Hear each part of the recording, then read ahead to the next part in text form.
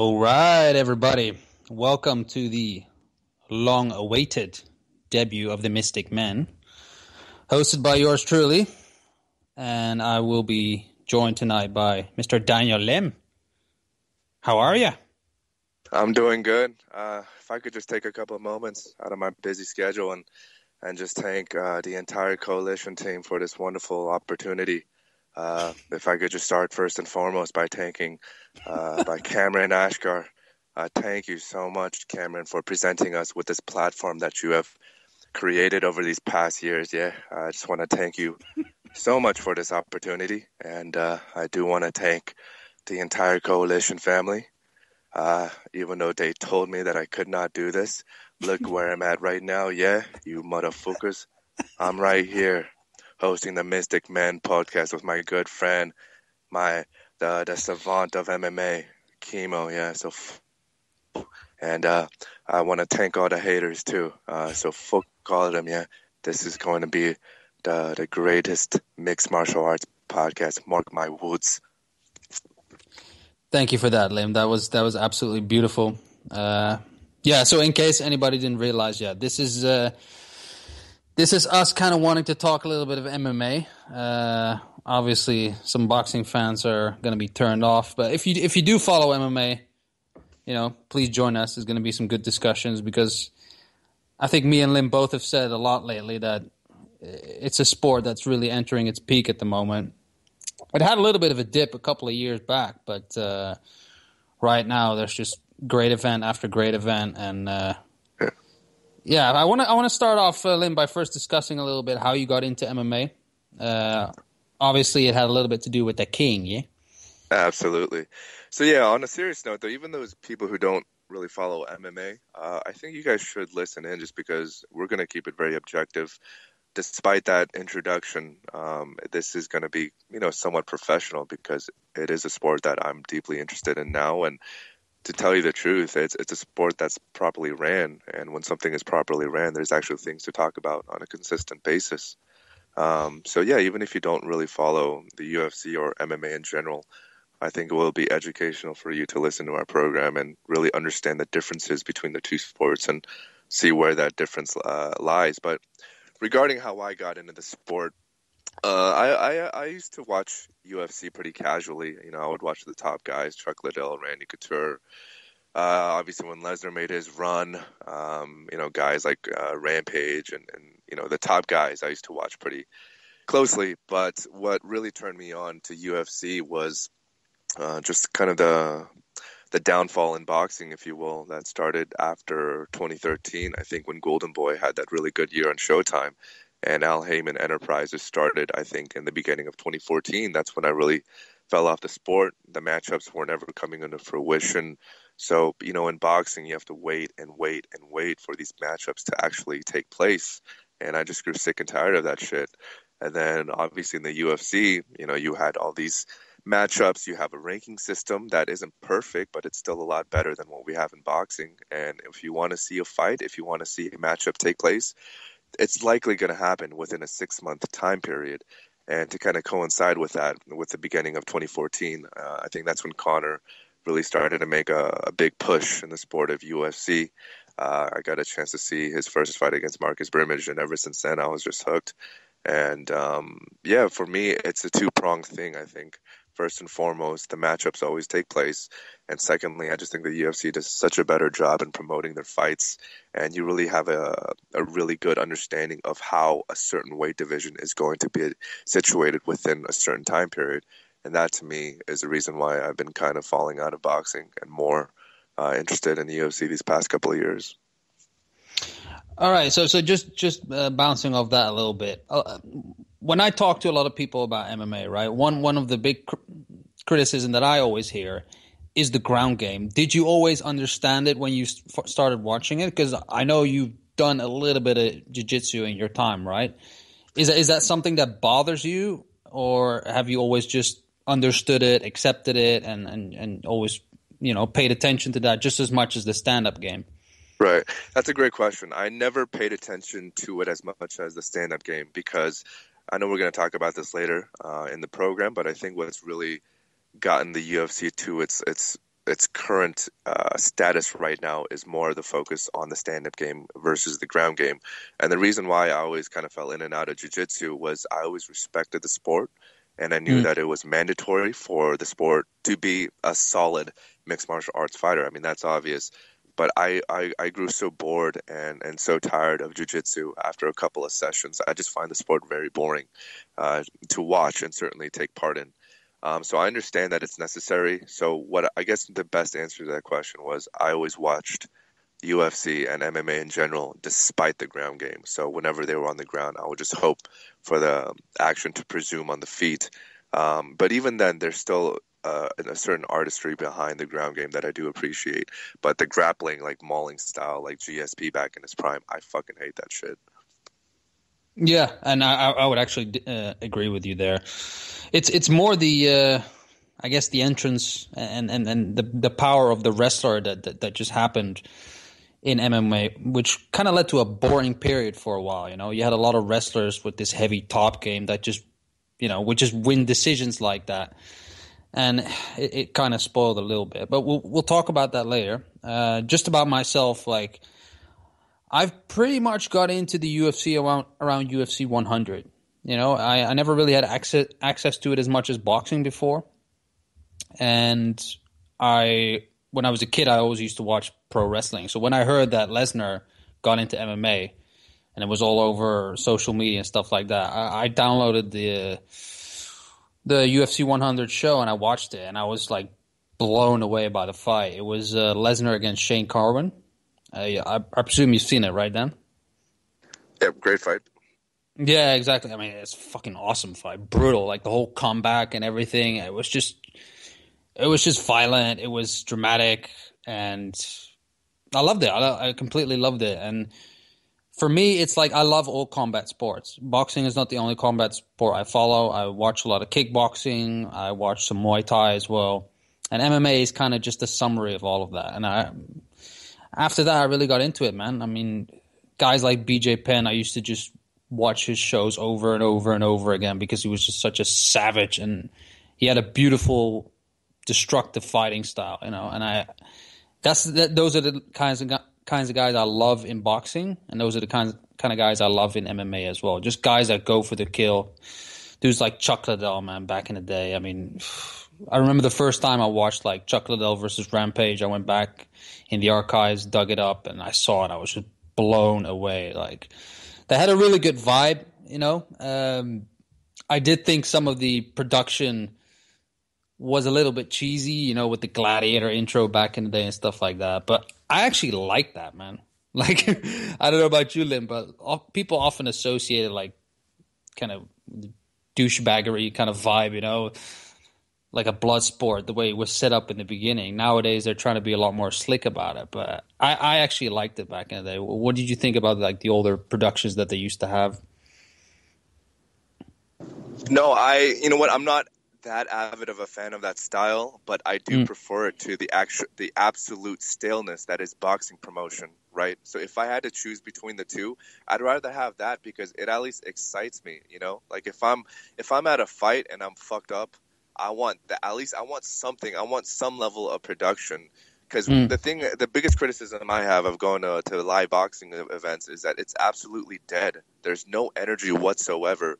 Even when I went to the Cotto, what was the past fight? I think it was Cotto against DeGale, not DeGale, but who was that Aussie bum that he fought? Gil at 150. Him against Gil. There was no environment whatsoever, and it was during the Puerto Rican parade, and the place was absolutely dead. Was it? So you've been to a few MMA shows, right? You've been to a couple of UFC shows. How does the vibe compare to like boxing? It's much more lively, as you say. It's so much more lively, and the best word I can use for it is it's interactive. What I love about the UFC's production level is between fights especially, they'll always have promotions of other fights, or they'll have some of their top fighters, have like a little blurb here and there, and the music is always popping. And this is something that I don't think you can really control, but I mean, let's face it, the UFC attracts a different population than boxing fans do. It's a more largely a white audience, a younger audience that just likes to party, for lack of better words. So there's just a bunch of people getting completely smashed in the audience. That's what you're saying. Absolutely. When I went to 196 for the Conor fight, despite the Conor's brutal loss, which still put a dent in my heart, it was probably the best night. It was the best night I think I spent in Vegas. That's for sure. Wow. Well, yeah, you had the Fighting Irish there as well. I mean, speaking of drinking, these guys pretty much emptied the fucking bar every time they've come to Vegas. You know? I mean, I just can't. I mean, the crowd I've seen in Vegas is pretty sick, at least from the screen. But the crowd I've seen in Dublin, I mean, that was fucking insane, man. I still hope one day that we can make that Conor fight in Dublin, as long as he keeps on, you know, staying back on the winning track. Because there's a little bit of shaky times, man. So let's get into it, man. Let's No. But I want to continue with your conversation though, because I don't think you fully wrapped it up in terms of your history as an MMA fan. We were talking about the production level of the UFC 100 days, but after that, kind of, how did you get in the sport afterwards? Yeah, okay, so where was I? I was talking about, like, they had always the Gladiator intro with, like, the aggressive heavy metal, footage, and then the brutal knockouts. Like, you know me, man, I just love violence. So, as fucked up as that sounds, I just like watching fights. So, MMA was an excellent news source that I found, and I just went nuts, man. I mean, there was a period where I was just watching one UFC after the other for days and days and weeks, and I just, when I get into something, I want to get to know everything about the sport. I never had any association or any background with grappling, so the wrestling, like I said, the wrestling days with these all-American guys coming in and dominating the game, that was a bit sucky for me. Like I didn't enjoy that at all. But what I do enjoy, even though I'm not a jiu-jitsu guy, is I love aggressive jiu-jitsu. And when I saw, like, for example, BJ Penn choking out Matt Hughes, or choking out what's his face, Kenny Florian, I fucking love that, man. Like, I love an aggressive submission game, and I think that's when the ground game gets really exciting. And that is something that I can really enjoy. And one of the best examples I can give you is like Frank Mir, Even though he's a bit of a pudgy motherfucker, like when he gets hold of an arm or a leg or your neck or anything, like he just fucking goes for a kill, And that's what jiu-jitsu actually is. I mean, you're basically training how to destroy a guy on the ground, and what Frank Mir does is just incredible, like he just puts so much force into it. It's such a violent manner at which he does these submissions. That I love it. I love it. Even an arm bar from him is just, it's painful to watch for the other guy. Have you ever seen that submission where he broke Nogueira's arm or shoulder? Oh my God, I saw that a couple of days ago actually. Because obviously Frank is fighting Mark Hunt, so I was watching a lot of his past fights this week. And you're absolutely right. And the thing that's so captivating to me about jiu-jitsu is it's the sport, well, it's a martial art where weight is the least important or impactful, right? You can submit a guy despite them being 40 to 50 pounds heavier than you in jiu-jitsu, and that's completely plausible. Whereas in kickboxing or Muay Thai or boxing, if you have a 40-pound weight advantage, you're going to get knocked the fuck out. Yeah. Absolutely. And then another thing about submissions, it's another form of a comeback. In boxing, we all love that come from behind knockout win. And when it comes to jiu-jitsu, you see some crazy ass comebacks. I mean, I remember when Chris Lieben, for example, fought Akiyama, and it was such a close fight, and then he just pulls off this triangle in the last round, and it's just so dramatic.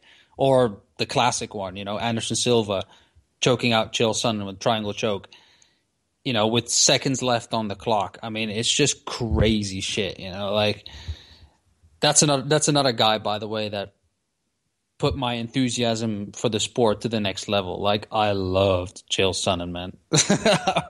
I was glued. I thought you were going to say Silva, not Chael. No. Explain. I love trash talk, man. The guy isn't even that good of a fighter, but the way that he built up that Silva fight, the way he just, put so much pressure on the guy, and I mean, he's the original. Conor does it well, but Chael is the first guy that really took it to that level in MMA.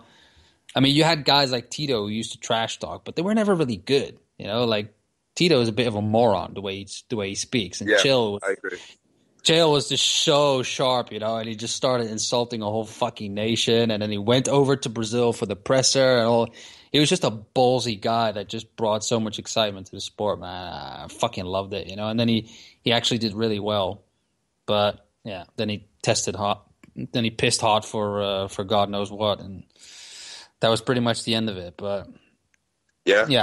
I think you can make the case that Chael might be the better talker than Conor. But Conor just has the accent that really masks any kind of deficiencies in his talk game.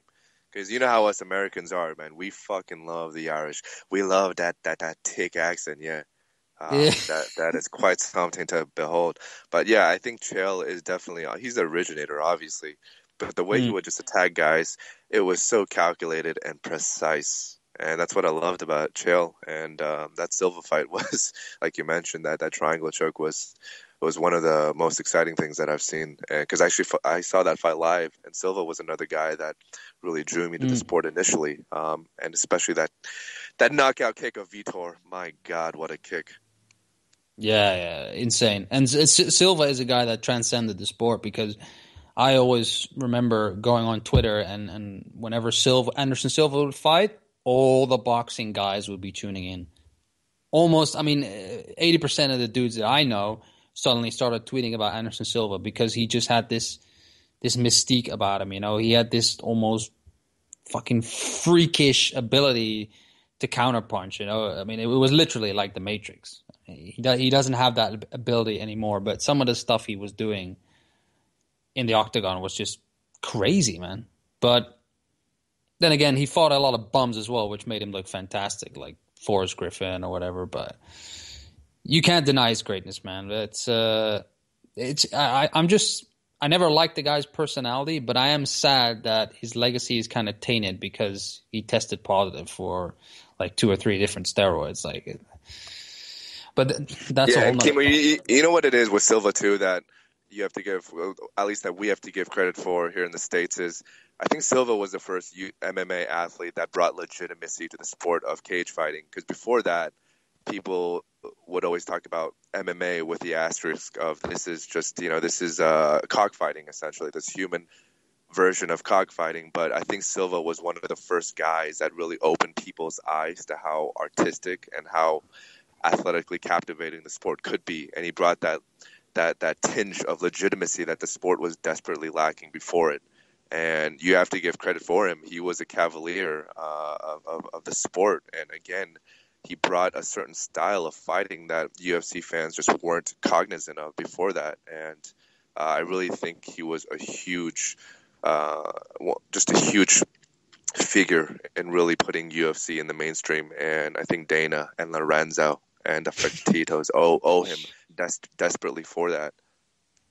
Oh yeah, absolutely. And to be honest, a lot of that criticism is fair. I mean, let's face it, when the UFC started out, even though like the Gracies were martial artists, a lot of people they put in front of them in the cage, they were just freak shows, man. I mean, you watch guys in the past like Tank Abbott, this is a guy that you would see in your local biker bar, drinking a couple of beers, and they put these guys in a fucking ring. It just looks bad. But it's also I think the visual aspect of it, the fact that it's a cage, it just. I mean, I've watched some MMA even with my uncle, for example, and his reaction to MMA as opposed to boxing is completely different. As soon as you, because his reaction, for example, was completely different when they went to the ground and they kept on fighting. When somebody's on top of somebody else, punching them in the face, it looks so much more brutal than when you're standing up and punching each other. I mean, wouldn't you agree? Oh, absolutely. And that just brought a visual in my mind that's actually still pretty fresh of Luke Rockhold versus Chris Weidman. I mean, Oh, Jesus, yes.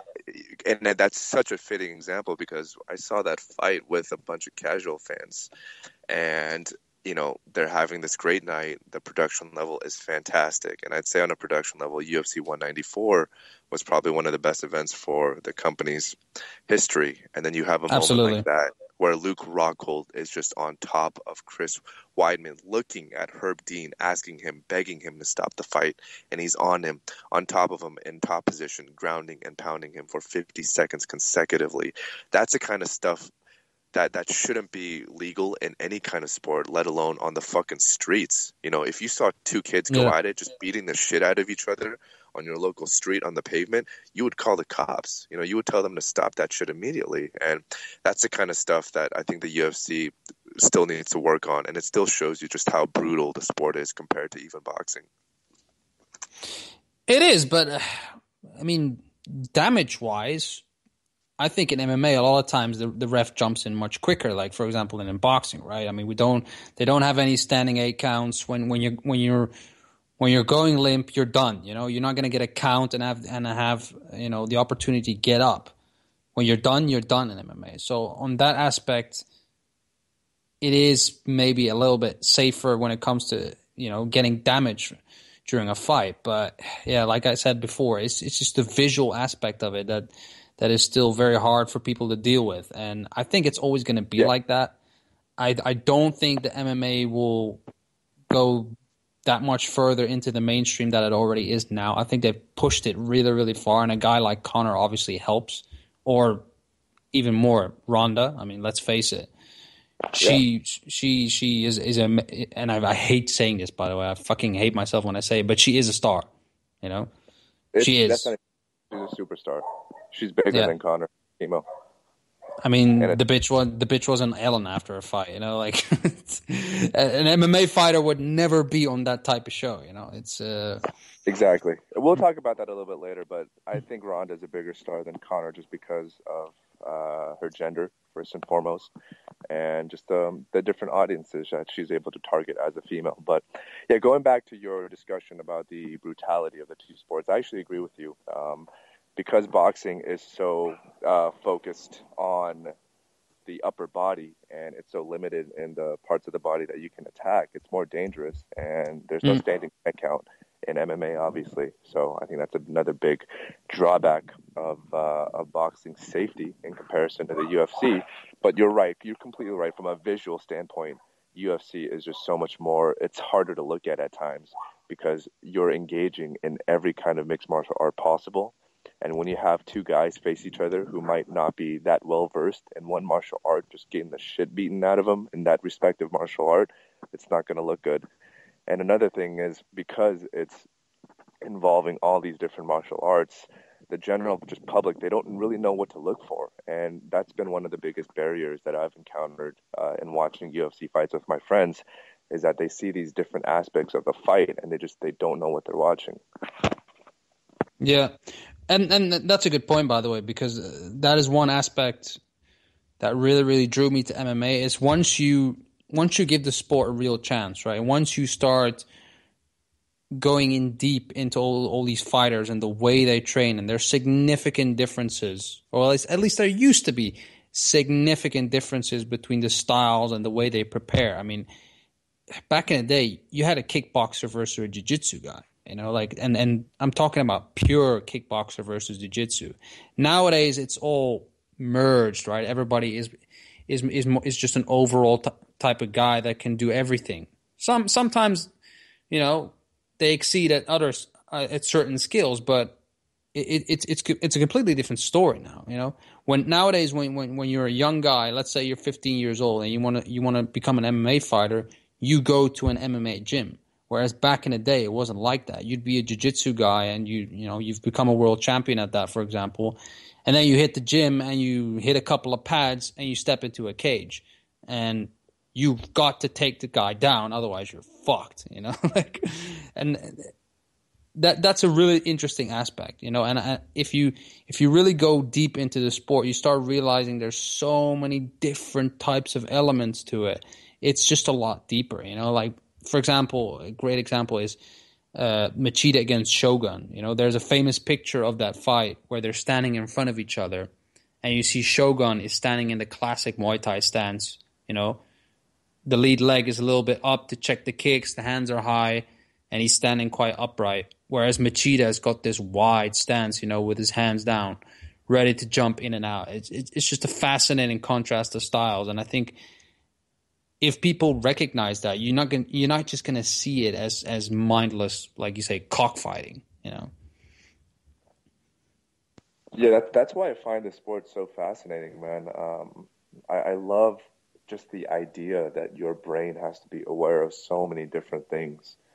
You know, it's just by nature, it's a more difficult sport to process than boxing because there's really no end to what you're going to see in a cage. I mean, just think about it from like a mathematical perspective. You know, say there's 5 major martial arts involved in UFC.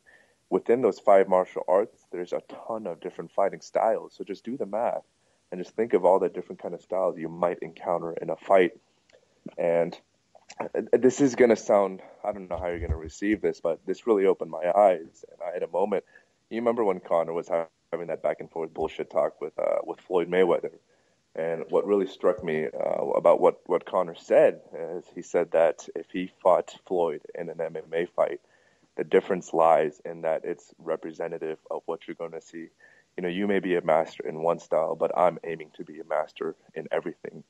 I'm aiming to be a master of martial arts, period. End of.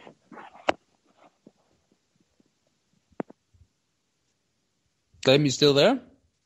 Yeah, no, I'm just saying, you know, what he said was, it just kind of struck a chord with me. You know, he's aiming to be a master. He's aiming to be well-versed at just everything.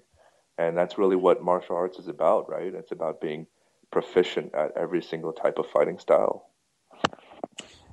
Well, yes and no. I mean, it's such a deep sport that sometimes a guy emerges that does something so well that he can beat everybody else just by sticking to what he does well, which is kind of simple. I mean, a good example is Robbie Lawler.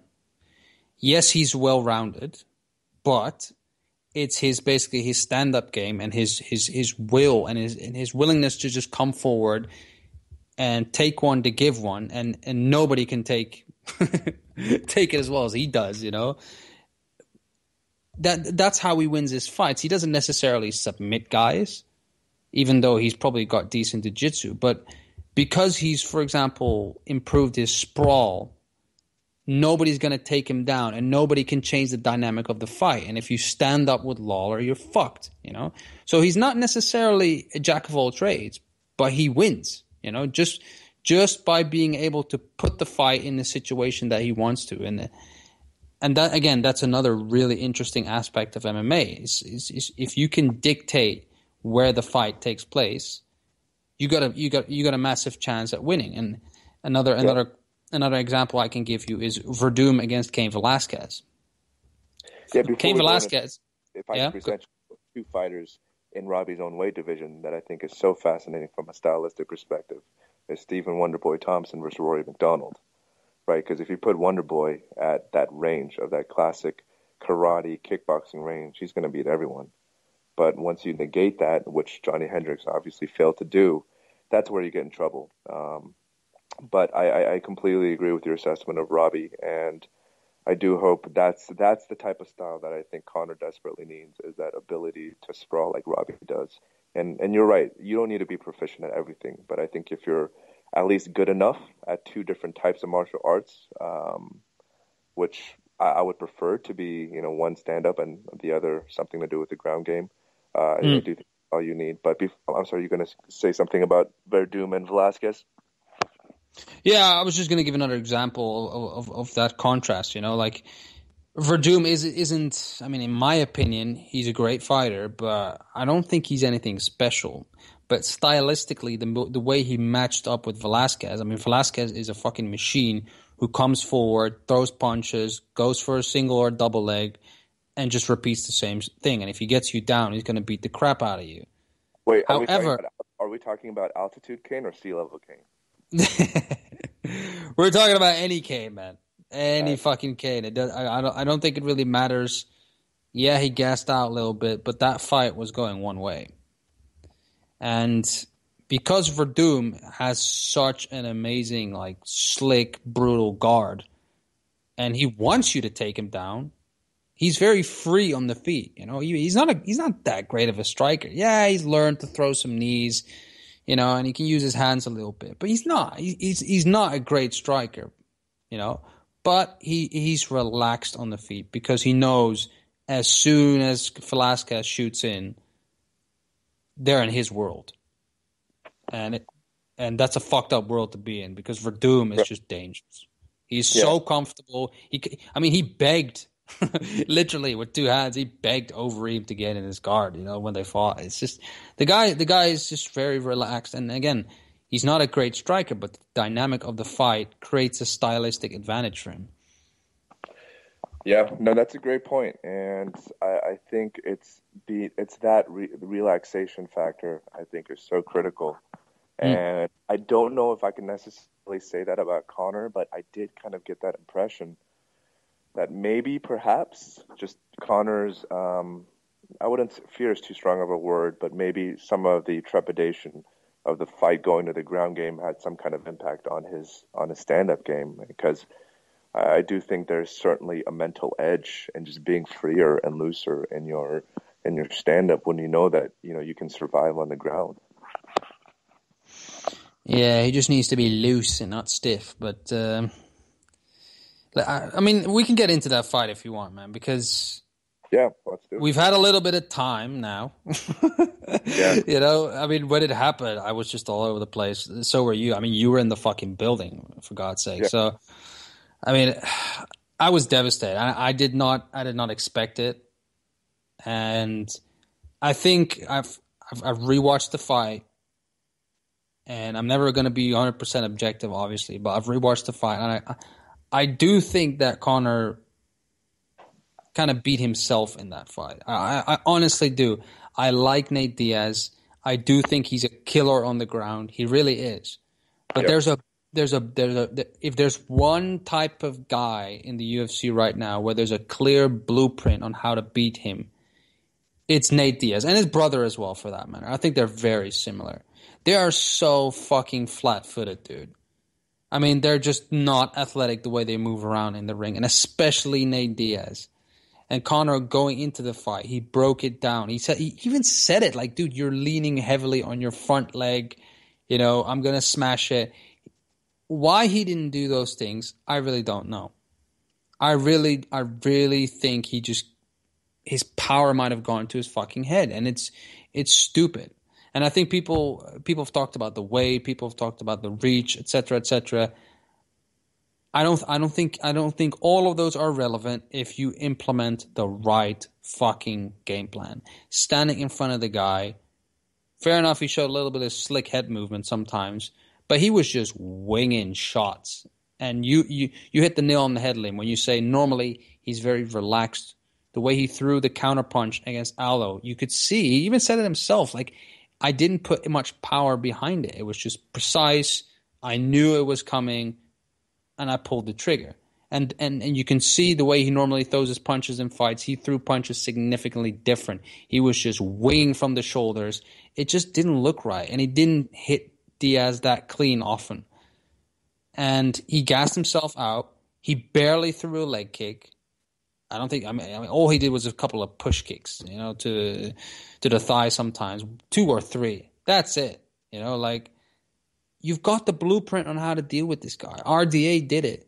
You just chop away at his legs. He doesn't know how to fucking check a leg kick. He really doesn't. So why you proceed to just go all out in the first round, get tired, I just don't know, man. I did not understand it, Lim. I just don't understand it. I just don't understand it. Yeah, I think there are a couple of things that Nate Diaz did present as well to his credit that gave Conor problems. Despite how fucked up I was during that fight, I still do remember a couple of things. I mean, you think Asians have bad eyes? Jeez, did I have bad eyes during that fight? 'Cause I was fucked out of my mind. But that's a story for another time. But what I remember from that fight that was so staggering was just the height difference and the distance that Connor's punches had to travel to land cleanly on Nate. I remember there was a sequence in that fight where Connor was trying to land, I think, like a left uppercut and followed by some kind of left hand. And he was just throwing that shit up, like straight up in the air, like as if he was at Sunday church. He was just aiming for the skies. And I just never saw that before, because during his fights against Mendez, against Aldo, against, Brimage, Brandao, like he would always punch downwards almost, it seems like. And I think that did play a big factor in how he expended his energy. But you are right, even then with the leg kicks. I just don't really understand why. Maybe this is an inherent flaw of Connor's. I don't know. I don't know what you think, Kimo, but he does seem to be really captivated by that capoeira type of karate style, and obviously that style doesn't really use leg kicks that much. So do you think that's something that his team and himself will change? Like, do you think he's able to make that change if he does rematch Nate Diaz moving forward? It's really hard to say, because my best bet is that not just the style. I mean, the capoeira kicks, I don't know why he does that. I really don't. I've never even seen it even get remotely close to it. And he never throws it in a moment where it's unexpected.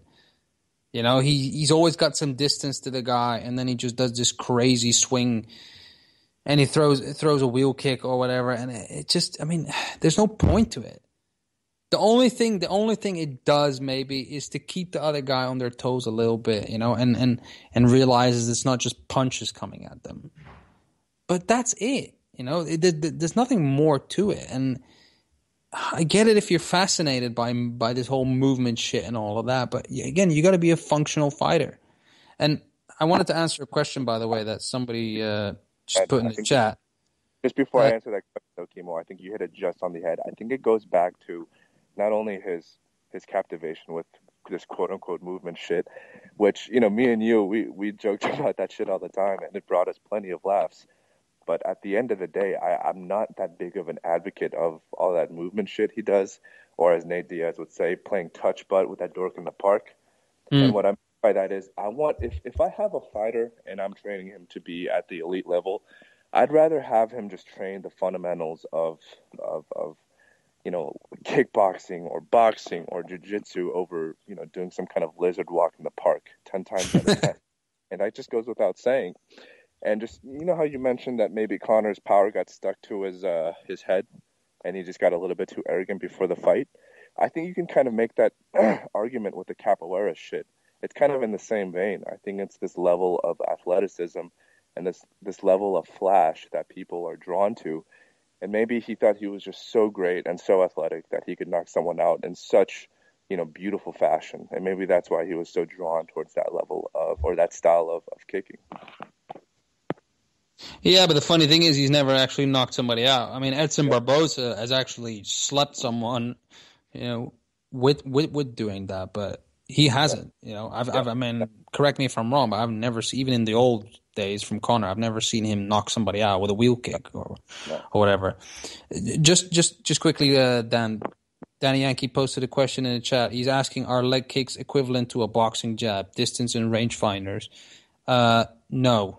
A rangefinder would be more the front kick, the teep, but a leg kick, if you've ever taken one, is a horrendous feeling. It's just something, if you've only done boxing in your life, a certain type of pain, and the worst pain is obviously the body shot, right? Well, if somebody takes their shin and rams it into your fucking thigh, it is absolutely horrible. And if you're not a trained kickboxer or a Muay Thai fighter, and you don't have that level of resistance and toughness where you can deal with it, which a lot of MMA fighters, by the way, have, because it's a much more diverse sport.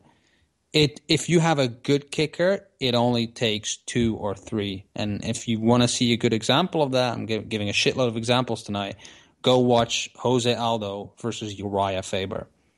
You can visibly see Faber limping after 2 or 3 kicks. And if you do it properly, man, I mean, Joe Rogan sometimes makes the comparison on air where where he says the shin is basically like a baseball bat ramming it into your fucking thigh.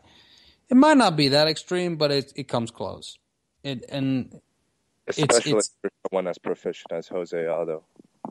Oh yeah, man, he just swings that shit into it. It's just there's so much torque in it. I mean, and they're fast. They're fast, and when you have a guy like Nate Diaz, and RDA did it perfectly, man. He sets up a few punches, that are there to distract him, and then he just swings that leg into his fucking leg, and within I think 4 or 5 leg kicks, the fight was already decided. Because once those legs goes, man, you cannot put any power in your punches, man. You know as well as anybody, the power comes from the legs up, and once you've taken out that lead leg, it's done. It is done. Diaz was in survival mode against RDA the whole fucking fight, and for me, Lim, the question is, okay, you're talented. You're on the rise. You're a fucking superstar. You're making millions as McGregor. But you're still going up against a guy that's significantly heavier than you. And if you just step in there with no fucking game plan, thinking it's going to end well, I don't know. It just, something is just not right for me. It doesn't sit well with me. I still don't think that Diaz would win a rematch if Conor actually got his fucking head together and does what he's supposed to do. Well, I told you before, I've never been that big of a fan of his camp. I'm not quite sure what they're trying to accomplish. I mean, I think his training partners aren't very good, and that's just putting it mildly. And like I mentioned, if you have a good coach, the first thing that you tell Conor in day one of training camp is, look, we're going to practice leg kicks. That's going to be the pivotal part of our game plan. And for you to not throw a single leg kick, I think says a lot about your training, not your training partners, excuse me, but your coaches. Yeah. No, I mean, I agree. I can't really judge the camp. I mean, it might also be the fact that Conor's not at a certain level where, what the fuck are you going to tell him as a coach? Like, this guy's on top of the world. Let's not forget. He knocked Aldo out in 7 seconds, like I wouldn't say he's on God status, but he was close to it, right? I mean, he's on El Chapo status, yeah. He's on El Chapo status, yeah. So it's, I don't know, man. It's we just talked about it before we went live. Apparently, the rematch is in the making. Yep, according to our good friend Big Nose Ariel Helwani, it does seem like the rematch is almost a done deal for UFC 200 on July 9th, I believe. So, geez.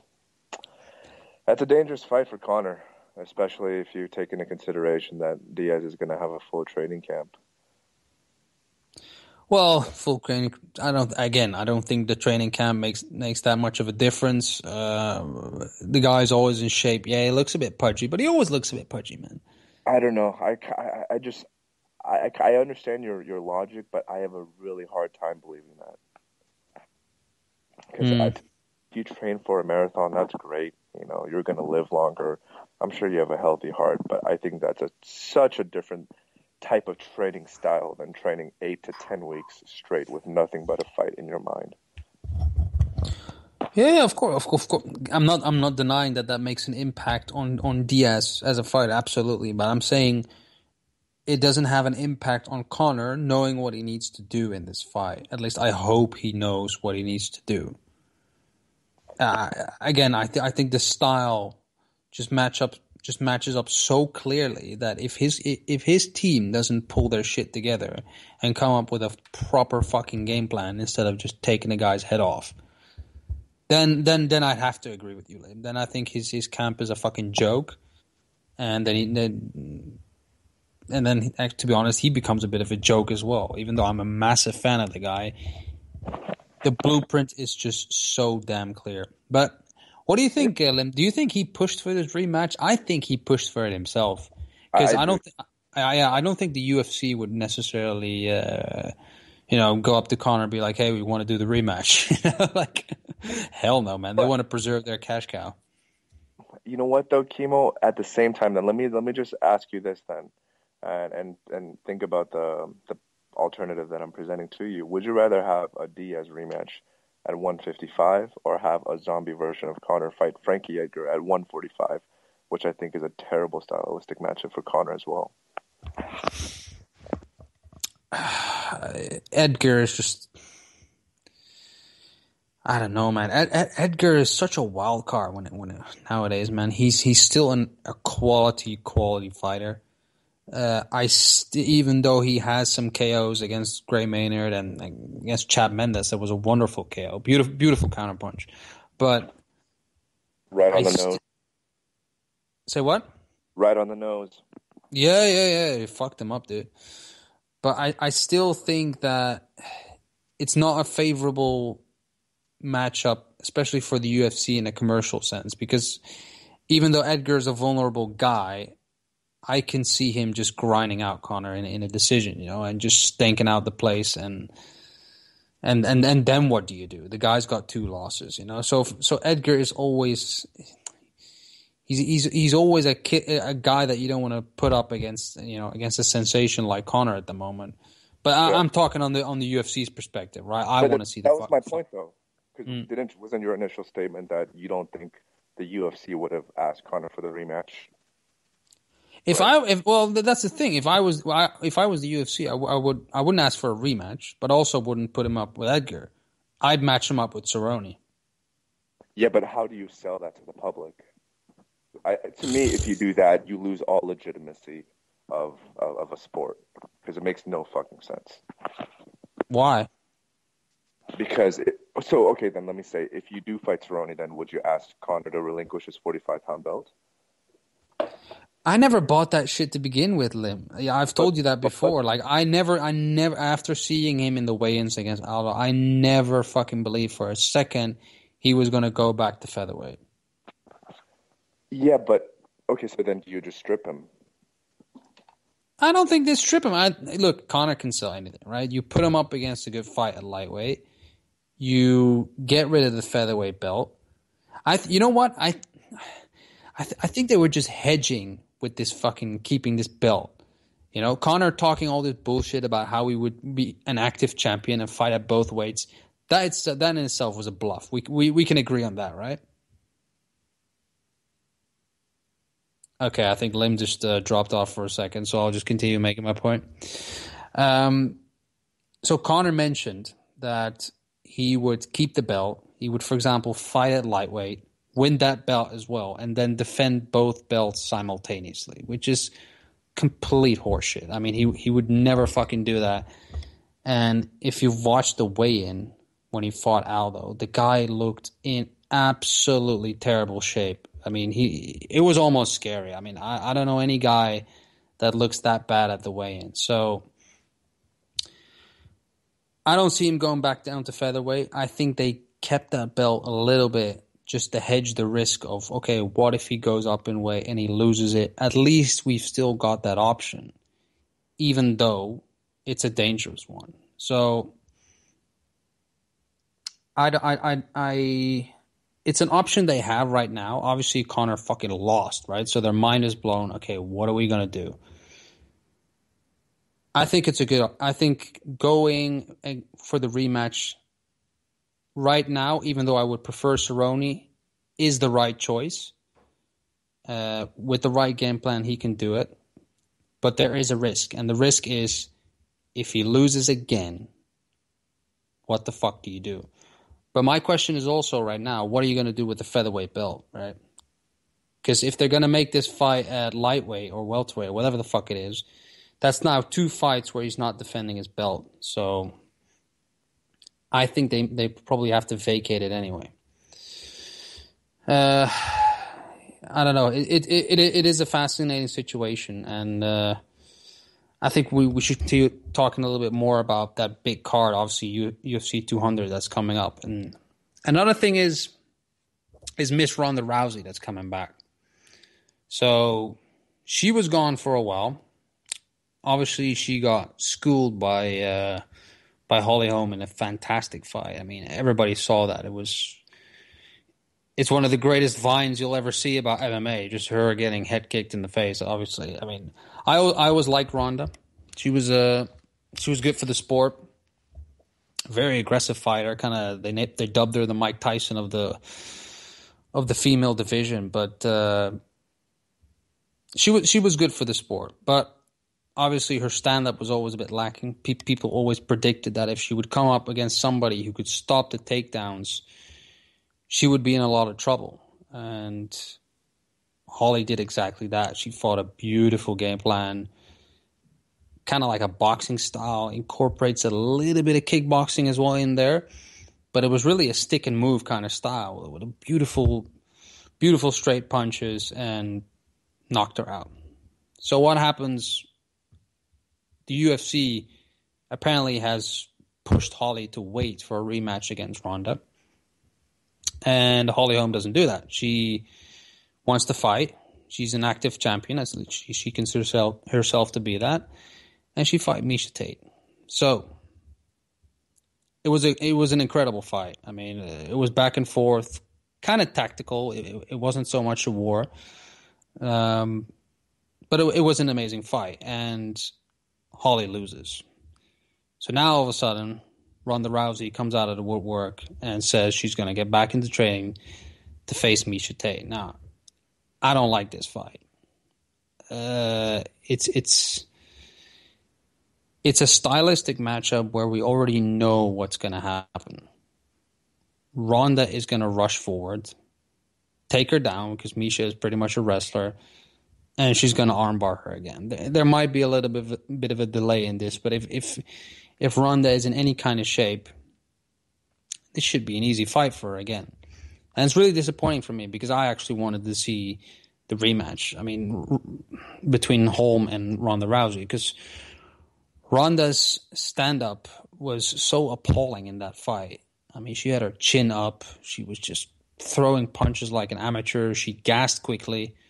She actually mentioned after the fight that the first punch that Holly threw kind of just knocked her out standing, and then it was just on autopilot mode, trying to survive by being aggressive, which doesn't really work, especially against such a skilled striker like Holly. So that's what I wanted to see. That was the best stylistic matchup, but now we're going to get an easy fight, and if Ronda wins, what is going to happen? Because I hope that once Ronda becomes champion, they don't try to preserve her, you know? Obviously, it was a big, big shock when she lost, and she was the poster. Yo, are you back? Yo. Yeah, I'm so sorry about that, guys. I got some work call that I had to take, but yeah, we were talking about the Edgar situation, right, Kimo? Oh no, dude! I fucking went beyond that. I was doing a solo about the three big women in the women's division, man. Ronda, Miesha, and Holly, and kind of the dynamic around that, and how all of a sudden Ronda's back in the picture and all that. Right. Yeah, I'd love to talk about that, but if I could just get off my chest the 45-pound thing, I think you are. You know what? I don't know. I think the Diaz loss put the UFC and Conor in a position where they had to reconsider 45 again. And I say that because I think had Conor won that fight against Diaz, I think you're right. I think they forget about 45 altogether.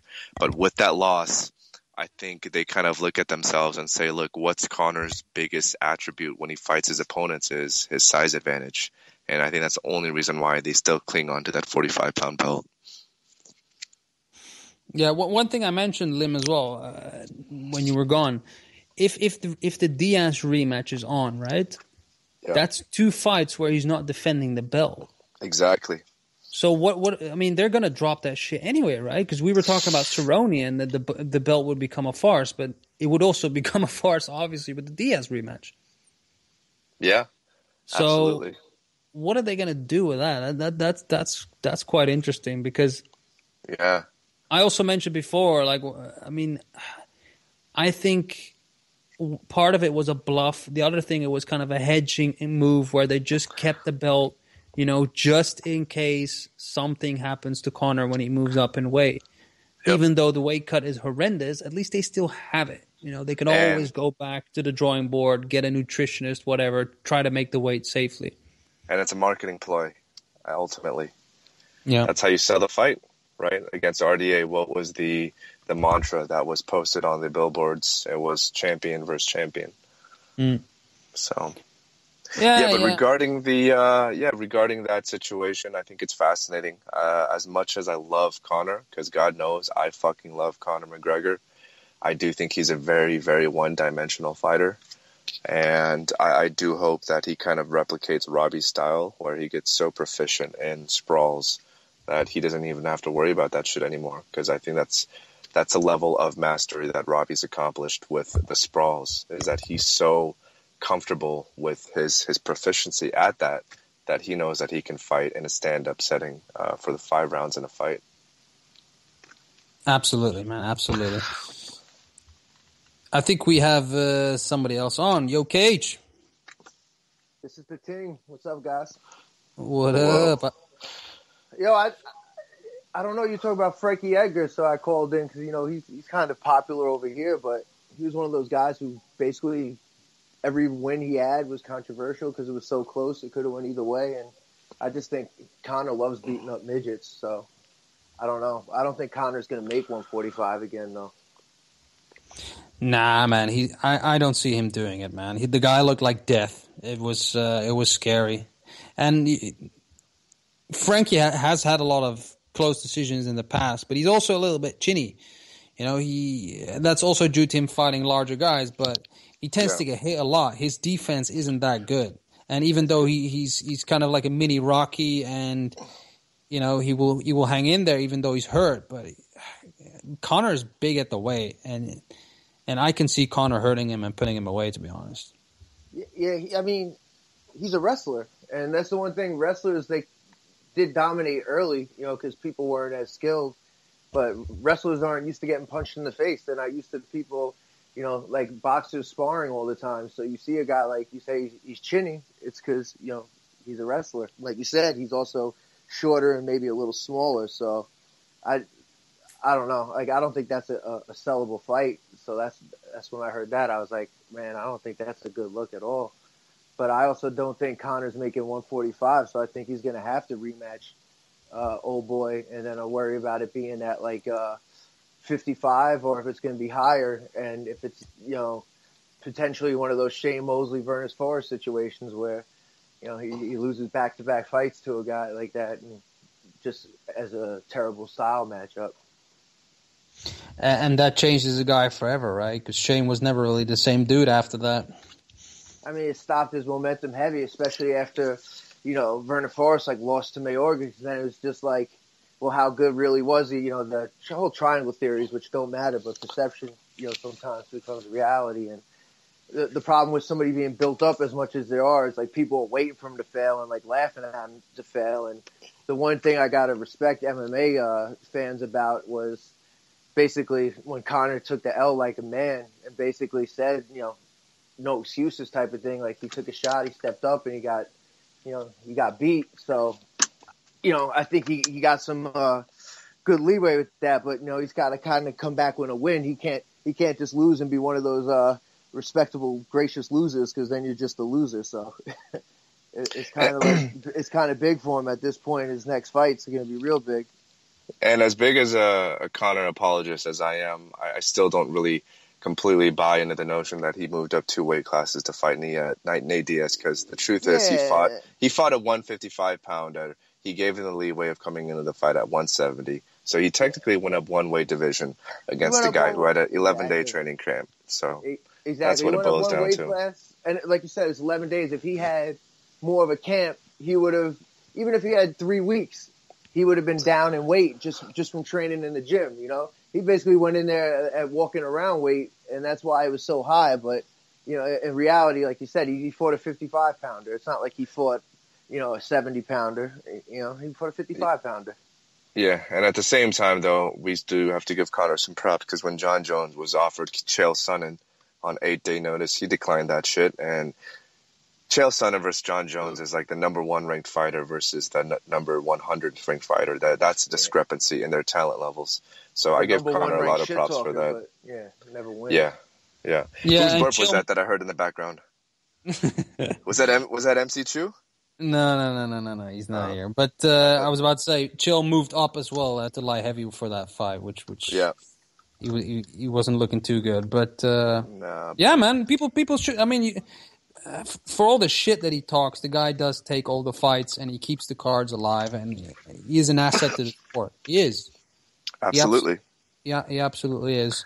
Think about Verdum. Remember Verdum's retarded logic of declining the Stipe fight? He said that I was injured, but I was willing to fight with these injuries against Cain Velasquez because Velasquez was a former champ.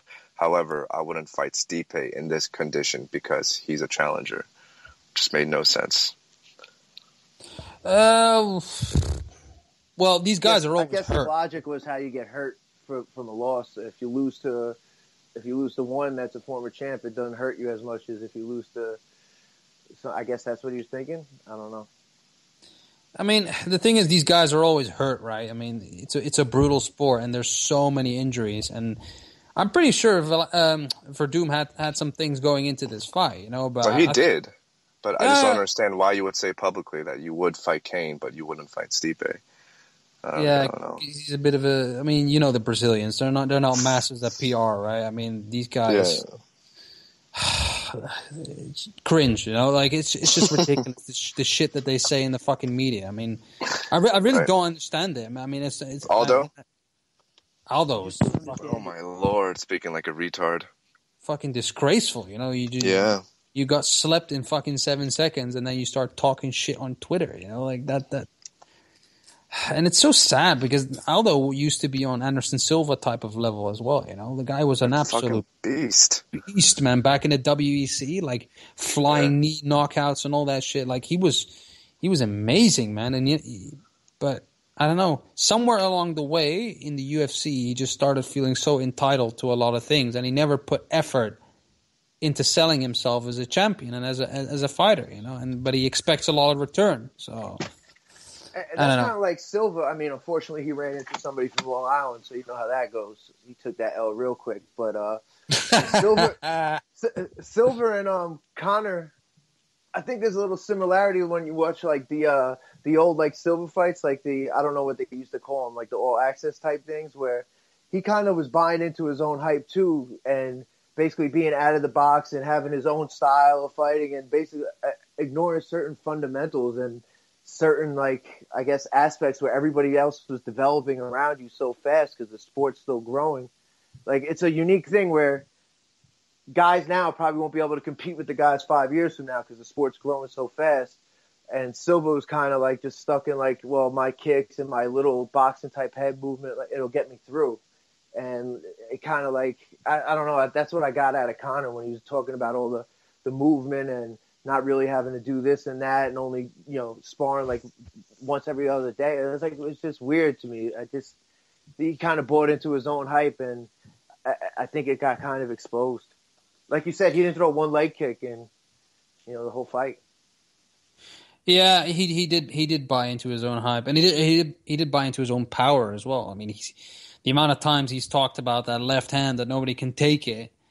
When it connects on the soft spot of the face, but somebody could take it, and that dude was Nate Diaz. So you got to come up with something else. He even said that after the fight at the conference, the post conference, he was just like, these punches at 145 are stopping guys and moving them back, and he kind of ate them. So it made me like lose my energy a lot quicker. Like I drained myself of energy because they were taking the punches.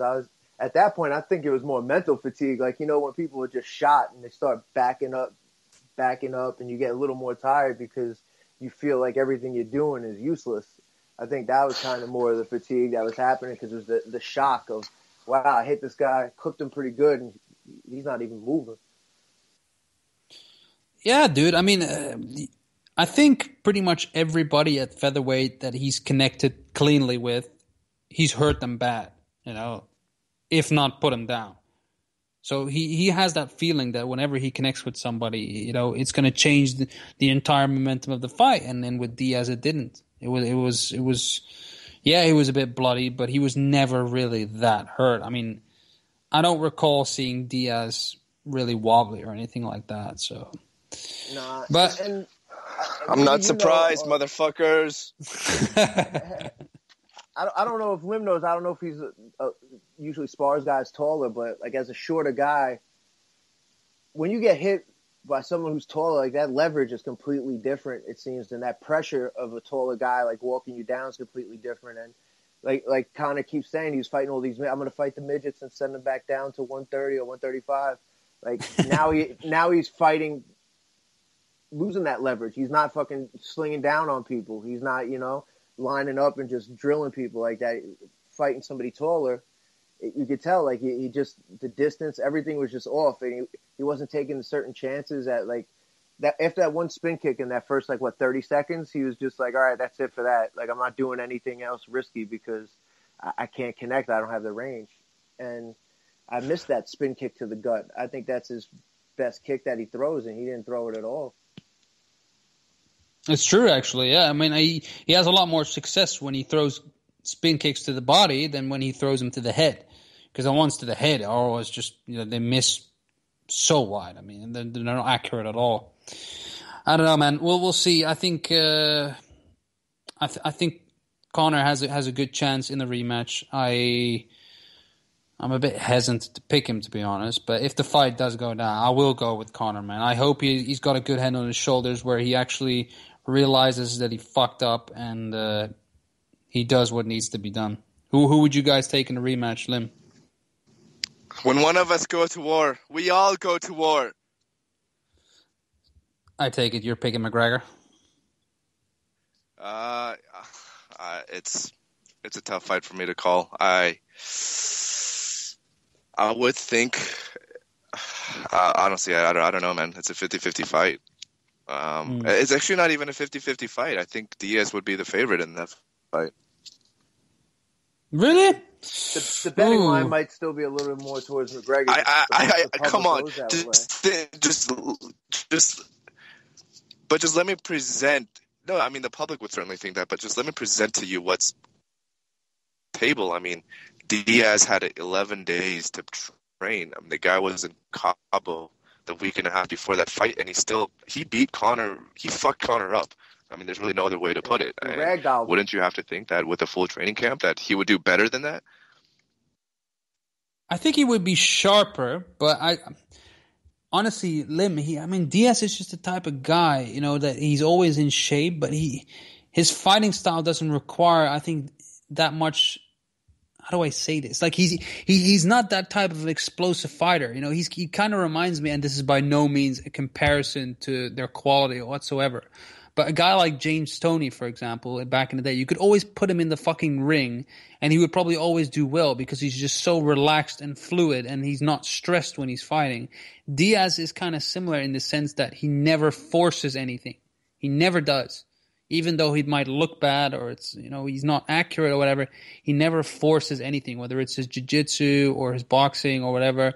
The guy's just always very calm. You never see these guys gas out because they just, they're not these 10-stop fucking dudes, like Rumble Johnson, for example, who just storms forward and barrages somebody with punches.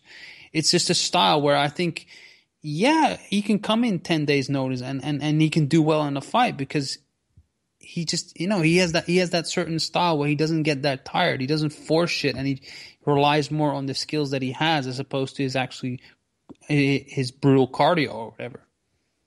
Yeah, and I agree with your assessment there. And I'll let you go right before this cage. By that token as well, Diaz is very relaxed and he has a great fucking chin. He has a great punch resistance. So I could see this fight going to the late rounds, round 4 or 5. And I think Conor's still going to be there, but he's going to get tired. And I can see Nate, landing that same 1-2 punch combination and ending the fight in a similar way just because I'm not quite sure what Conor does differently. I mean, I know we've talked about the leg kicks before, but I'm very, very dubious of fighters changing their fighting styles that drastically between one fight and to the next.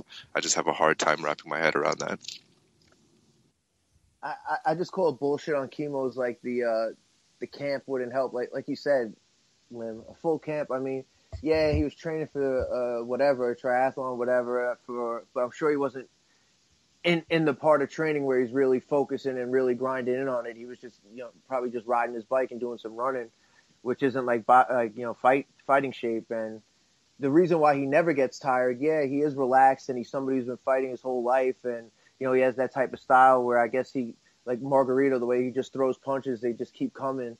But the reason why he doesn't get tired is also because of his training. He does train like a fucking animal, and they do train all year round, but when they get into camp, he trains like an animal. And so his cardio is going to even be better, and his timing is going to be better. The first round, he basically took as like, he knew he was going to get clipped because he had no timing. He didn't spar. He took a fight without sparring pretty much. So, No, Kev. Don't get me wrong.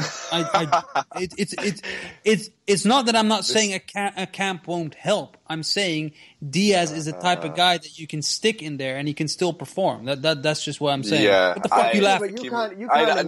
No, hold up. I'm laughing because I had a similar reaction, and Kimo had the same response that he just had now. He's like, "I'm not saying this. I'm just and you're right, Kimo. I know where Kimo's coming from, and I think you're actually pretty spot on in terms of the type of impact that Nate Diaz's training camp has on him compared to other fighters.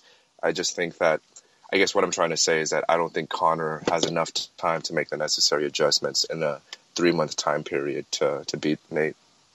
And what is he going to do? Like you said, how could he change his style so drastically? Because he needs to do a lot.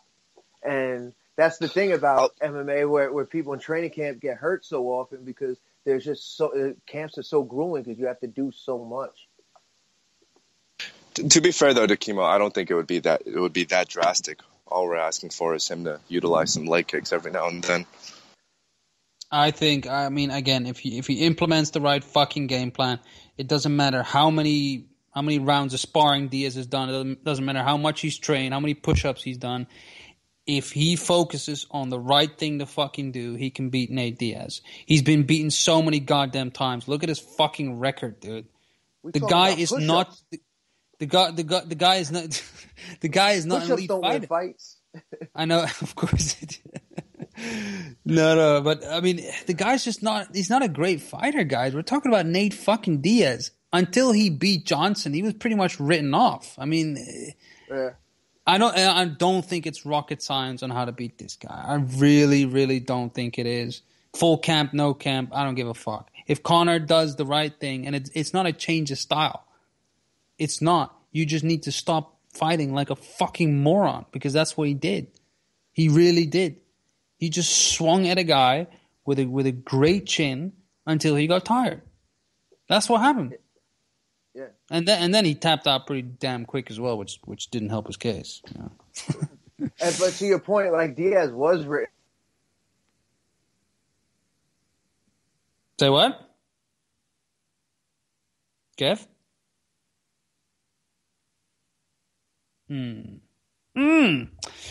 We got a knockdown. I think Kev dropped off for a second. He might dial back in. But I think he was saying that he was ripped, right, Lim?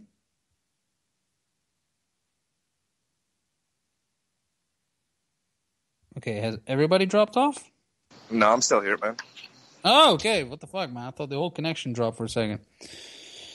Anyway, man. So, just to conclude, you would probably pick Nate Diaz then in a rematch, right? No, I would still pick Conor though, just because I love him so much. All right, man. Let's move on, because we've exhausted this McGregor talk a little bit. Let's talk about Jon Jones, man. Let's talk about the guy that's probably the best, well-rounded fighter in the UFC. He's been gone for a while. How pumped are you for his comeback, Lim?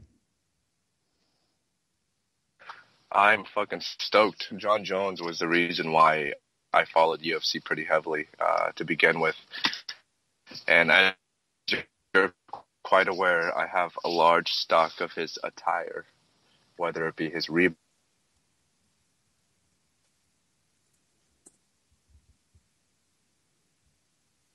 Lim, your connection is a bit bad, man. He's digging through to try to find his Jon Jones shirt next to Naota's Nonito Donaire shirt. Fuck it. We'll just continue. We'll do it live. We'll do it live, all right. John Jones. I think he's a fucking amazing fighter. I didn't really like his personality in the beginning. I always thought he was a little bit, fake the way he presented himself in the media. But if he's just himself, and he just acts the way he would normally act, like the dude just seems like a party animal that's extremely talented. Yeah, my bad, Kimo. Yo, are you fucking shopping or what? What are you doing? No, I'm here. All right. But anyway, go on. I was talking about John Jones, saying how I have never really liked his personality in the past, but nowadays that he's just being kind of chill and he's been kind of exposed as a bit of a party animal as well. I'm not going to lie. I kind of enjoy the fact that, he was snorting up most nights before the fight and then going in there and being a fucking badass in the cage, which makes it all more impressive, actually. But I love the guy's fighting style. It's very technical. He's very calm, but he's a finisher, and he can finish you in a lot of different ways. He's such a strong grappler. And one thing I do not understand, and KH, maybe you can jump in here a little bit, is how he's such a strong wrestler when he's got such skinny ass legs, man. I don't understand where he gets that strength from, man. The guy is just a beast in grappling. He's a fucking animal at everything, man. Mm. He's a type. I've heard stories from Brian Stan, one of the UFC on Fox commentators, and he would tell me that. So John would just be in the gym, and he would just see these like Brazilian black belts just going at it, and he'll pick up these techniques like in a day and just utilize them in sparring the day after. Like he's just a fucking wizard, and he really is the pound for pound number one. It's not even a comparison if you would have to compare him versus Conor, who the better fighter is. It's not even, you can't even make that argument. No, and even if you look at the eye test, the guy is just extremely well rounded. I mean, he incorporates a lot of kicks, effective ones as well. I mean, he's always the best, like the most physically impressive athlete in combat sports. Especially, bro, that 9-to-5 kick that he does on opponents' knees. That's savage. Wait, you're talking about that when he tries to kick in the knee? Yeah. Yeah, that's a bit of a fucked up technique, though, right? I mean, you're just trying to destroy a guy's knee, dislocate the guy's knee. No, but that's what I love. That's what I love about it, that though. left hook on top of a guy's head, and he like. No, but Kimo, you were talking about liking different parts of John Jones' personality because you get to see the honest side of it. I think that is kind of in the same vein. You just see how much of a fucking animal this guy is. I've seen him do crazy shit. I've seen him do axe kicks, where, I mean, it's just nuts. The stuff that he tried. And again, the difference, for example, between him and Conor is that John Jones, when he gets experimental in the cage, it actually is effective. That's the crazy and the scary thing about this dude. He will try different shit and it will actually land. There's not many guys that can do that, those crazy spinning elbows, for example, and actually land them, the thing that's so amazing about him, too, is when I saw him fight Chael's son, and he fought Chael's fight just to prove a fucking point. When he fought DC, he fought him to prove the point that I'm going to fucking out-grapple you and out-wrestle you. Yeah. Yeah, dude, that DC fight. I was going crazy during the build-up, man. That brawl that they had was nuts. It came out of nowhere, man. Like, you still there, pussy? You talking about me? Oh, you're talking about... You still there? Cormier, man. He was getting rattled at the presser as well. At the one for the rematch, like, he could not believe that people were cheering him on. He was just like, what the fuck? This guy broke every rule in the book and now he's back and people are cheering for him? Like, what kind of world do we live in? But yeah, there you go. The guy fucking ran over almost a pregnant woman and now people are cheering. Yeah. We were just having that discussion before the show, right? People love greatness. And when they see greatness and when they see guys like John Jones, who are obviously the best fighters in a respective sport, that's who they gravitate towards. No matter if he almost, he did hit and run a pregnant lady and he ran off. And, Mm. Just recently, I know this is pretty minuscule, but the guy was driving 75 in the 35 area and he played dumb to the cop. Like, oh, I didn't know that I was supposed to have my license. But like, what the fuck kind of defense is that? I didn't know that I had to drive around with my driver's license and my insurance. Like, come on. Well, he's done it so many times. You're starting to wonder that the guy is just not 100%. But I guess he also has. Don't give a fuck. Like, he has that attitude going back when. I told you a guy we grew up with, Jeffrey Hampton, called Milk Truck. He went and wrestled at Mooresville State, and I think John Jones, after 1 year junior college, tried transferring in there.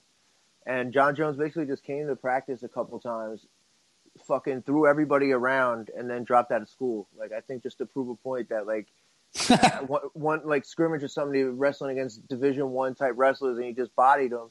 And I think that's why you see that, like, Cormier and what he does with wrestlers in the UFC is to prove, like, all right, you're a 4-time All-American. That is what it is, or you're this. Like, I would have been that too if I didn't drop out. Like, it's nothing. Like, he's like, I'm going to out-wrestle you as well. Like, he's telling Cormier that, remember, he's like, I'm going to take you down. I'm going to out-wrestle you as well. He's like, that'll never happen. And sure enough, he bullied him wrestling too. Yeah. And the thing about that first fight too, Kimo, I don't know what you think, but John did get hit quite a bit in the first 2 rounds. So I do think he could definitely even be better in a rematch. John did get hit, and it's surprising because Cormier is such a small, stocky guy, and the difference is quite big. The size difference is quite big. I thought it was surprising how John got hit with those punches because Cormier a lot of times just almost jumped forward, and threw some combinations. And I don't know, he shouldn't be getting hit by that kind of shit, So I do think there's some improvements he can make, but Jones is just, I don't see any real weaknesses in the guy. That's the problem that most of his opponents have. How do you approach a fight with him? What do you attack? Where do you start off on? Well, with most guys, you kind of know what their weakness is, right? But with Jones, it's just like, okay, if I stay, if I keep the distance, he's gonna fuck me up.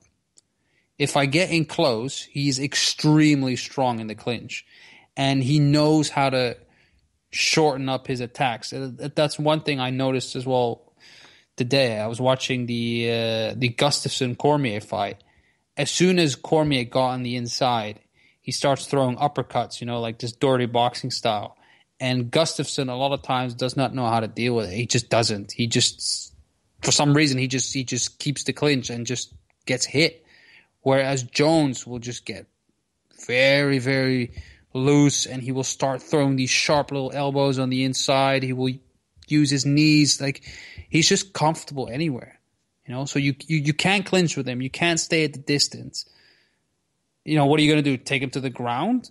The guy is fucking. He will ragdoll you on the ground. You just don't have a lot of options. So my question to you guys: down to begin with. Yeah. Yo, you can't. You cannot take this fucker down, man. Like, that's my question as well to you guys. Like, how can Cormier, come up with a plan that's going to have a different outcome? Because I don't see it. He can't. Yeah, and the thing that's so awesome about Jones that people don't give him a lot of credit for, especially when you're as talented and as flashy as Jones is, people often dismiss and disparage their chins, their toughness. And those are two things that I think Jones might be one of the toughest fighters in the UFC.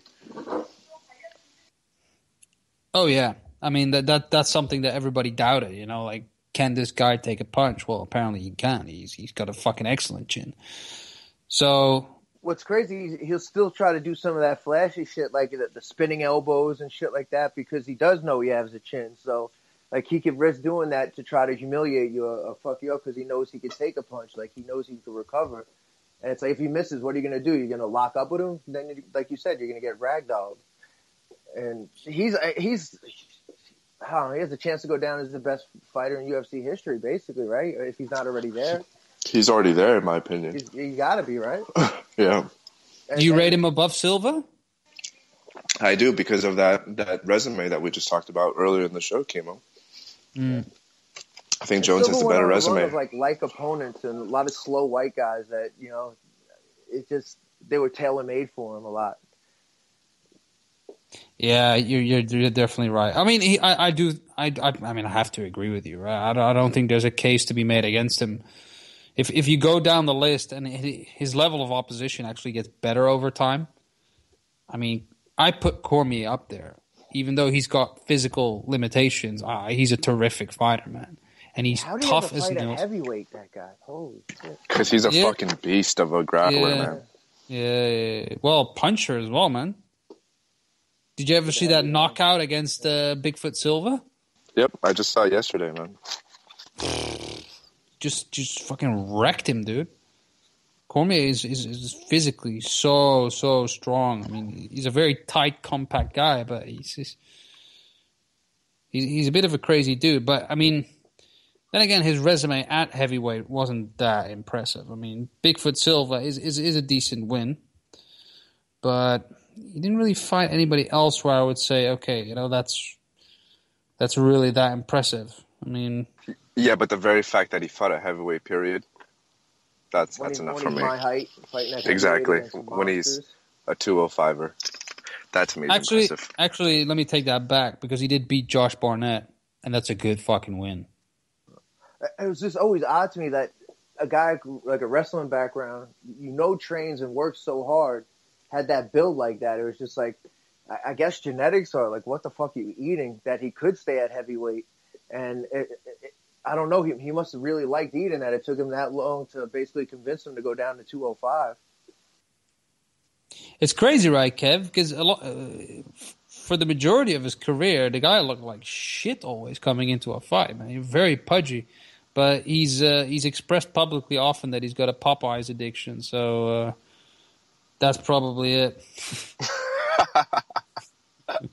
It's true, man. You can't even make that shit up. No, you can't. But there's pictures of him. He always says in the media, like after a fight, there's always a bucket of Popeyes waiting for him, and that's his treat, Said he's done his job. Kind of like James Toney after that fight, calling out Burger King in the ring. Yeah. Hey, come on, with Tony. That's not a post-fight celebration, man. That's a post-training celebration that he has every day. Yeah. That's not limited just to the post-fight. But no. Yo, Kimo, you said one thing about like, what's the weakness that you would attack? I look at it like, and the reason why I like watching John Jones so much is because he's a freak athlete and he's good at so many things. Is what do you think he's attacking you with? Because he could do so many things. Whereas like Silva, you kind of know the plan of attack. Connor, you kind of know what's going down. GSP, you knew he was going to just shoot a double leg. Whereas John Jones could basically do anything he fucking wants. Like, how do you game plan against that as well? It's like, forget the weakness, or how you attack him. Like, you got to think, how the fuck is this dude going to come at me? You just got to train CrossFit, Kev. That's the only option you have. CrossFit, or you get the once you get really and you start movement. Once you get really good on those daily wads, bro, that's when you can beat John Jones. But there's no other option. Fucking I did 35 deadlifts in 64 seconds. What the fuck you do that for? That is a thing. That is. Yeah, but I'm so excited for him to come back, man. I've been waiting for a long time. Yeah, it's gonna be good, man. There's a lot of good fights coming up. This is one of them. Yeah, I'd easily pick Jones, man. He's gonna win the rematch. Are you guys interested in a Rumble Johnson versus Jones fight? Fuck yeah, man. That's a great fight. That's the fight that I'd rather see than Cormier. Actually, you know what? I take that back. I'd rather see Cormier fight just for the history behind those two, and just because of the build-up. But I think from a purely stylistic matchup, I think Rumble would be the toughest fight for Jones, only because of that punch. I think Rumble is undoubtedly the hardest puncher in the UFC pound for pound, and one of the hardest punchers that I've ever seen. Period. Mm. What's crazy is he was fighting at fucking 170 at one point against like Koscheck and those guys. How much weight was he cutting? Oh, dude, this is like a legendary fucking weight. weight cut story, man, about the UFC. Rumble Johnson used to cut so much fucking weight. I mean, it's just insane. Nobody knows how he did it. I would have liked to see that guy sitting in a fucking sauna or something, you know, or salt bath doing this shit, because it's insane, man. He fights at light heavy now. He was a welterweight. And then when they moved him up to 185, he still came in like 8 pounds over. It was crazy. Because his body was just shutting down completely, man. The guy had, if I recall correctly, I don't know if he had kidney stones or some shit like that. Like if his body was just completely breaking down, and he just couldn't take it anymore, man. He just couldn't. He started getting jaundice. His eyes started getting fucking yellow and shit. Yeah, it's not good, man. It's a fucking issue in general in MMA, because people try to get the most advantage. And Kev, obviously, you know it from wrestling. Like, it's dangerous, man. But they're so good at it. That's why you see wrestlers doing good in UFC, because you know you're cutting weight since 11, 12, 13 years old. That it's kind of second nature. And a guy like Rumble Johnson was a really good wrestler in junior college, and he could have been, you know, a really good wrestler. But now he doesn't even do that in UFC. Like, his wrestling completely abandoned him.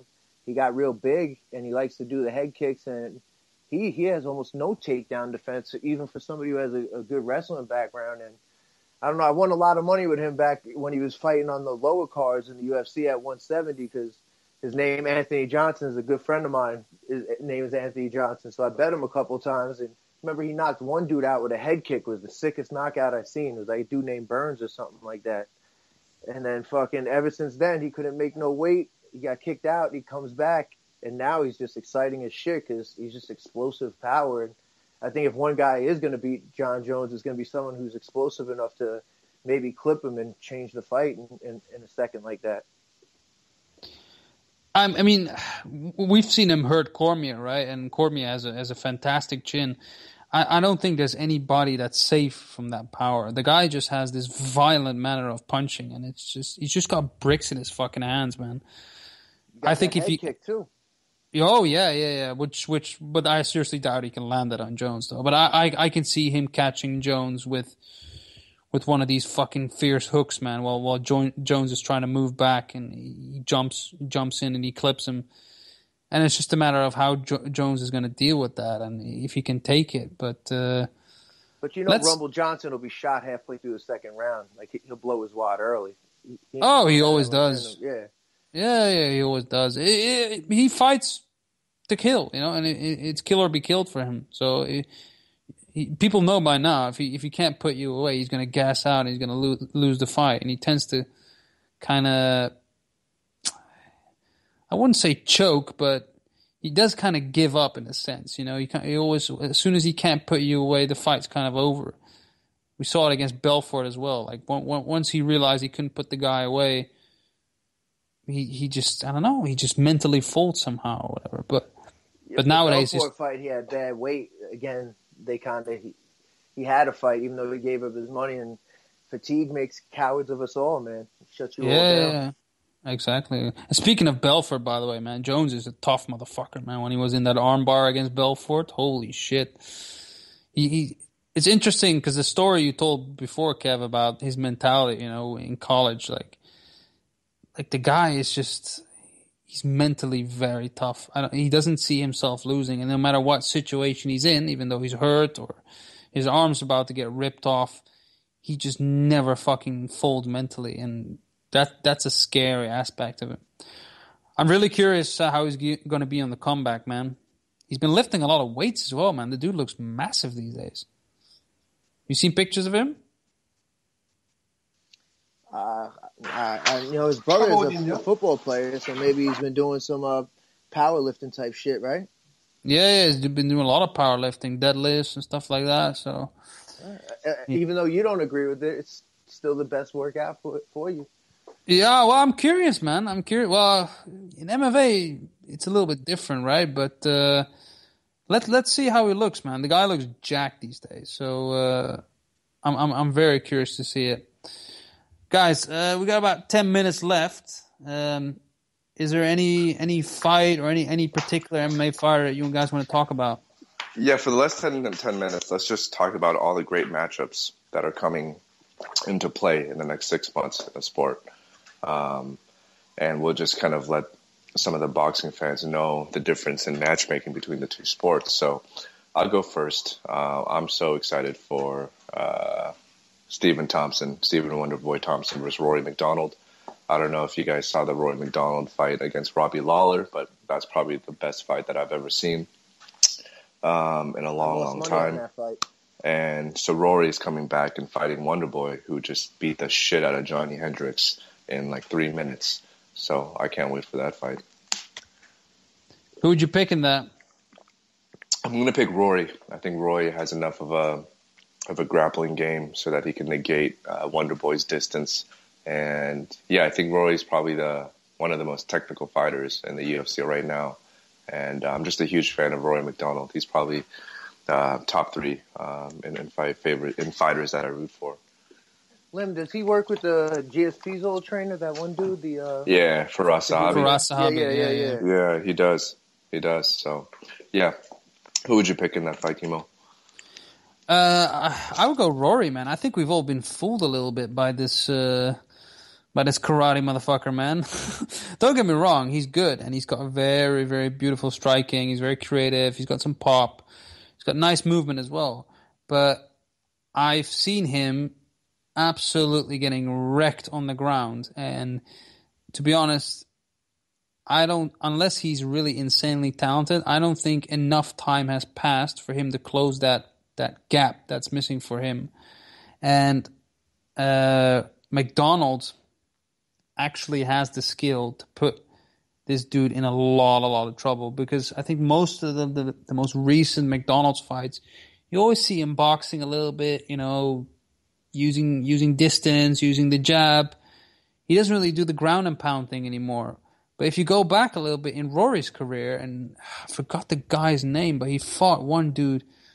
He was a British striker.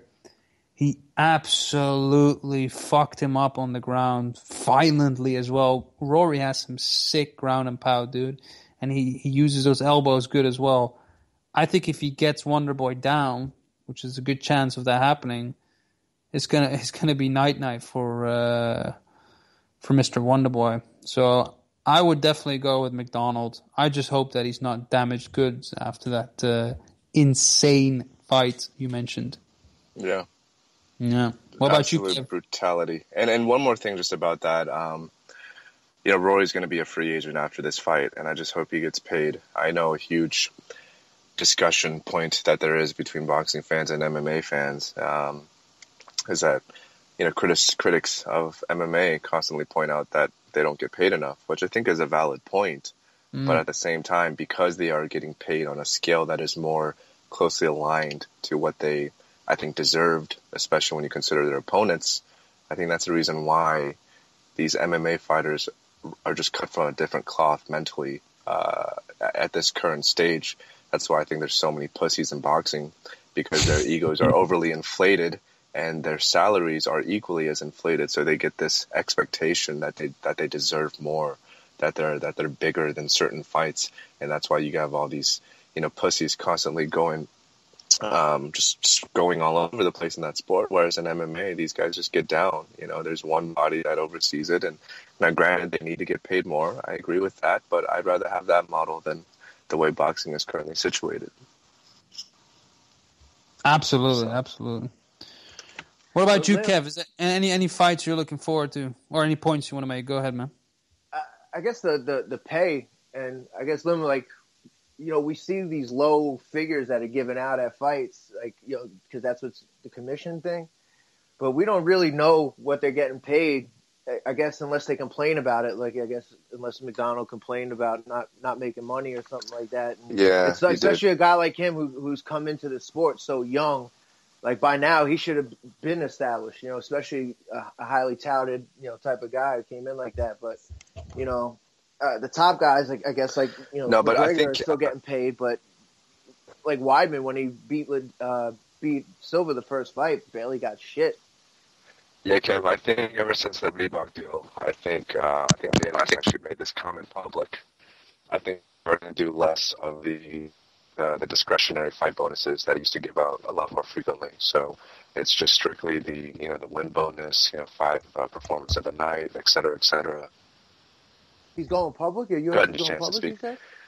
They're not fully public, but I think they are becoming more transparent in their financial dealings. And I have spoken with a couple of UFC fighters, actually. My friend Nick Curson actually does the strength and conditioning for Verdun, Machida, and Dos Anjos. And I've got a chance to speak with a couple of those guys, and they tell me that the pay is pretty accurate. What you see reported is what they do get paid. Yeah, wow. Weidman barely got paid more than like what Sean gets paid for Donovan George to beat the best fighter in the history of the sport at the time. So that is something that's got to change. But even like when they list Conor McGregor at $1 million and he really makes 6 to 12, like we don't know. So, but like you said, they got to treat the fighters better because what happens if one fighter leaves? Next thing you know, another leaves, and then you have a problem. Maybe not now, but five years from now. Yep. Absolutely, man. Yeah. Kev, what about you guys? Any other fights? Any other points, Kev? I wanted to ask Kev about Rockhold versus Weidman, man, because that's your Long Island boy, right? What did you think when you watched that fight, and what do you think about the rematch? I think your boy's making a lot of excuses and a lot of like trying to convince himself type of thing, Weidman.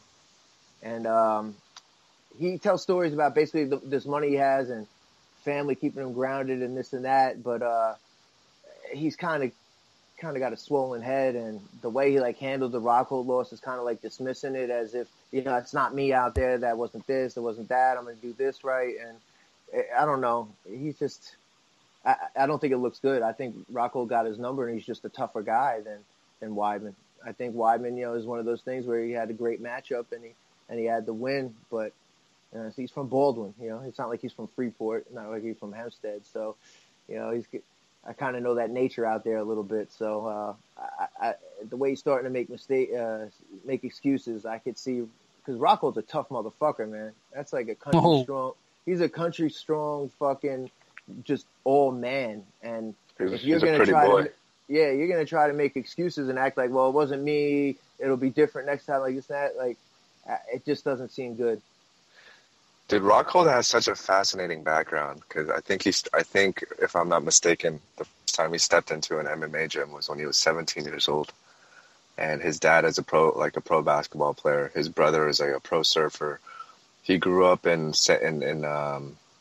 a beach town called Santa Cruz in Northern California, and all he did growing up as a kid was surf and skateboard.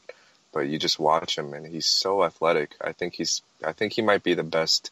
I mean, you can't say that he's the best kicker in the game because there's so many different styles of kicking, but I think he's definitely the most fluid and the most athletic in his kicks. And I think, what's crazy is I don't even know if Rockhold is necessarily the better fighter than Weidman, but I just think stylistically, from a head-to-head matchup, I think Rockhold stylistically is just such a bad matchup for Chris, because Rockhold is great on the ground, and that's Chris's strong point, obviously. I think Rockhold is a better striker by far. He's a better kicker. And like you mentioned, Kev, he's just tough as nails. Don't let those pretty eyes fool you, man. Like, this kid is fucking tough. And like trust me, I've seen him so in person. He's a sexy ass motherfucker, man. I was pretty amazed by just how good looking this guy is. But I like Luke a lot. I think he's definitely like a pound for pound type of fighter. And I could see him honestly causing a lot of trouble at 205 if it wasn't for Jones, because I think he has a frame to fill out an additional 20 pounds. Yeah, I think Weidman, like, he beat Silva, so now he feels like he's levels above people, so he shouldn't have been losing to Rockhold. Like, that wasn't me out there. You'll see the true me next time. Like, nah, bro. Yeah. Rockhold's more talent. Like you said, this guy's been doing jiu-jitsu since before high school. So your best suit is wrestling. What are you going to do? Take a dude down, and then you're going to get armbarred. You're going to get Kimura'd. So it's just like, and like you said, he's just more fluid with his hands because he's just a more fluid athlete, whereas fucking Weidman's your classic, no rhythm, no flexibility, white wrestler, like from Long Island. Yeah. Like, he's the type of guy that he can't dance. Well, I could dance when I'm drunk. No, you can't dance, period. It's just you're drunk. He has no rhythm. He has no movement, and he's very, very stiff, unfortunately, like you guys were saying. And To think that he's going to all of a sudden strike with a guy who's just that much cleaner than him, I don't think it's going to happen. Yeah. Kev, what about great you, Kimo? point. Yeah, I was about to say great point about the fact that he doesn't have rhythm. It's so true. He's a very plodding fighter as well when he comes forward. I like Weidman, by the way. I do think he's a good fighter, and I do think he's had some very, very interesting wins as well, where he shows different sides of himself, not just being a wrestler. I mean, he stopped Mark Munoz with like a counter elbow, which is pretty sick, man. Like he's got some surprises up his sleeve, but the difference in levels when he was facing Rockhold was just very apparent, man. Like on the ground, Rockhold was just dominant in every scramble. He didn't give him an inch, and in the stand-up game, Rockhold just looked. Weidman just looked very ordinary, just coming forward and throwing some punches, and he did kick a little bit, but every time Rockhold would open up, you could just see the difference. And I hope he doesn't. Yeah, what's up? Wrestlers are very arrogant also when it comes to their quote-unquote toughness and being strong and being able to bully people. And they don't give jiu-jitsu people enough respect that they have a certain type of leverage and strength too, where they know how to maneuver and counter and stuff like that. So, I think he thought he was the bully in there and found out real quick he wasn't. And it's because doing jiu-jitsu for all those years. He might not be as good a wrestler, but you still have that body control and that strength too. So yeah, absolutely, man. But I'm looking forward to it because I think it's a very high level fight, and it's a great example of proper MMA. It's high level shit, man, watching these guys go at it. So I really enjoyed their first fight, and I'm definitely looking forward to the rematch. Just to close off, one other fight which I'm really looking forward to is Tony Ferguson against Nurmagomedov, if I'm pronouncing that correctly. We've talked about this before, Lim. I mean, Ferguson is just creative, man. He's wild. He's very diverse, man. He's got these crazy ass fucking submissions that he goes for, man. I mean, right. He's an exciting guy to watch, man. He will just dive on a leg, just to go for a leg lock. I mean, that shit is just fun to watch. Yeah, I agree. But I know you're not as high on Khabib. Or actually, I don't know if that's fair to say, but I think, at least for myself, I think Khabib, talent-wise, is the best 55-pounder in that division. And I think the way that he just completely ragdolled RDA, even if a year and a half ago or 2 years ago, I still think if they fought again and they were both relatively healthy, I could be again, because the way it could.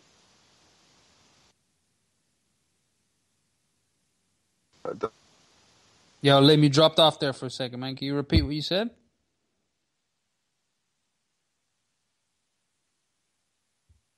Yeah, hello. All right, I think Lim's gone there for a second. Let me just close this one off unless he comes back on. So Nurmagomedov has been gone for a while, and he, like Lim said, he is an extremely talented grappler. And so is Ferguson, but Ferguson is a bit more of a diverse striker. Yeah. And he's back. And so I think it's just a great clash of styles. It's a very relevant fight, and I'm definitely looking forward to it, man. It's great. Anything you want to mention about that, Lim, before we close? Do you think that the winner gets the RDA fight? No, I'm just going to ask you, do you think the winner of that fight gets the RDA fight? I don't really know what's going to happen with RDA, man. How long is he out for? I mean, his foot is apparently broken. I'm not too sure. I think you know what? It's funny how everything kind of depends on Conor, right? I mean, the RDA fight is there for Conor as well if he doesn't fight Diaz. So I think once Conor makes his next fight, then a bunch of divisions are going to start moving, including Frankie Edgar, including guys like Cerrone, RDA. I mean, Ferguson or Nurmi, depending on who wins.